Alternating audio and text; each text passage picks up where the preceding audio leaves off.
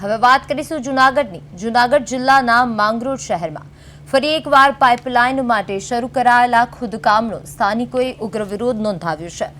અગાઉ પણ પાઇપલાઇન માટે રસ્તાઓ ખોદવામાં આવતા ભારે વરસાદ દરમિયાન એસટી બસ સહિત અનેક વાહનો ખાડાઓમાં ફસાઈ જતા લોકોને ભારે હાલાકીનો સામનો કરવો પડ્યો હતો। તે જ અનુભવને ધ્યાનમાં રાખીને ફરી ખોદકામ શરૂ થતા સ્થાનિકોમાં રોષ ફાટી નીકળ્યો હતો। મોટી સંખ્યામાં લોકો સ્થળ પર એકત્ર થઈ કામગીરી તાત્કાલિક બંધ કરવાની માંગ સાથે વિરોધ નોંધાવ્યો હતો। સ્થાનિકોનો આક્ષેપ છે કે યોગ્ય આયોજન અને સુરક્ષા વ્યવસ્થા વિના વારંવાર થતા ખોદકામથી જનજીવન પ્રભાવિત થઈ રહ્યું છે। હાલ લોકો કામ બંધ કરાવવાની માંગ સાથે વિરોધ પર અડગ છે।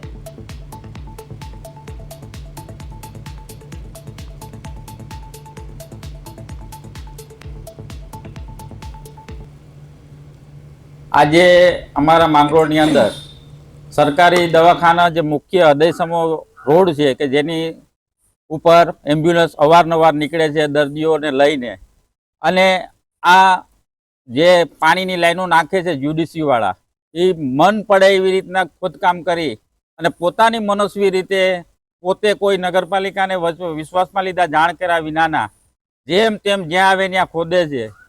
અમારા હાલ એક વરસાદના કારણે અત્યારની વાહનો, એમ્બ્યુલન્સો, બસો, સ્કૂલ બસો 2-2 ફૂટ ખાડામાં પડી જાય છે। અને આ લોકોને અમે આજે કીધું કે ભાઈ આ તમે ગટર અને પાણી બંને ભેગું કરવાનું છે, માત્ર ને માત્ર તમે પાણીની લાઈન નાખીને બિલ લઈને નીકળી જાઓ છો તો અમારે માંગરોળને અમારા ચૂંટાયેલા પ્રતિનિધિને શું જવાબ દેવો? આ જે 2-2 ફૂટના ખાડા પડે છે, વાહનો અંદર 2-2 ફૂટ અંદર ઉતરી જાય છે। અત્યારની સરકારી દવાખાનું જો અમારો માંગરોળનું CSC આખા તાલુકાનું જે મુખ્ય સરકારી દવાખાનું છે તેની અંદર અમારા એમ્બ્યુલન્સના વાહનો 24 કલાક નીકળે છે, અને ત્યાં અત્યારનું ખોદકામ ચાલુ થયું છે તે અમે નગરપાલિકાના બધા સદસ્યો સાથે મળી અને તે રૂકાવટ કરી છે।